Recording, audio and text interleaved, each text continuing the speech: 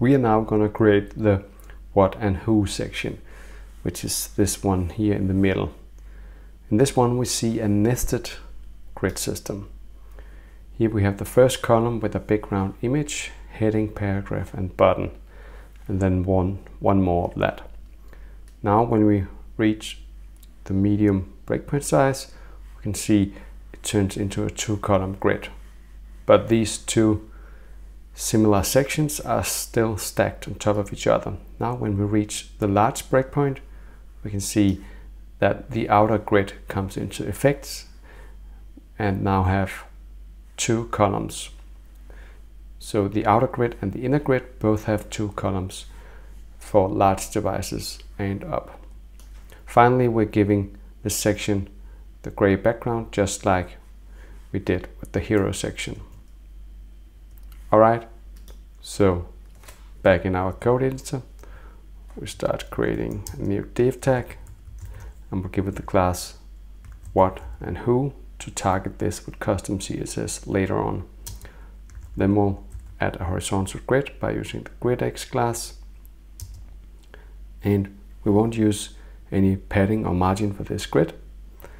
Instead, we'll use prototyping utility classes to add some padding in the top and margin in the bottom.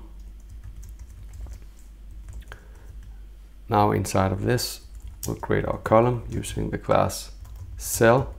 Initially it will take the full width, and then on large devices it will take up half of the width using the class large 6. We'll also add some margin in the bottom, like so. Now inside of this one, we'll add a nested grid using the div tag, the class GridX. This grid will have padding, so we add the grid padding X class as well.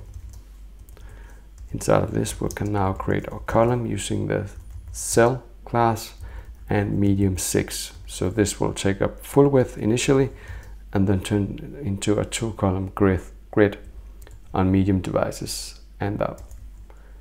The content of this first column will be an image, the source being img/800 times 800.png. We see that image right over here to the left side in our folder. We'll add the class rounded to make this image circular using border radius. Our next column will be created using a div tag with the same classes, cell and medium 6. And inside of this, we'll add an h2 heading element with the text what we do, and the paragraph with some random text, which I'll take from the finished project right here and paste it in. Then we'll add a link style as a button using the classes button and primary with the text read more. Now we can copy all of this cell here or column and paste it in the bottom, and we should now be finished. Let's save and go back into the browser, select the right tab and refresh. Now we can see what our page looked like, but it appears that something is wrong. I can see now that we placed this outside of our grid container. That was of course a mistake. So we go back here, select all of our code, move it up and indent it. So now we can see that it lives inside of our grid container. Let's save and go back and refresh. Now we can see the finished result. For small devices, everything is stacked. For medium devices, the inner grid turns into a 2-column grid, and for large devices, the outer grid turns into a 2-column grid.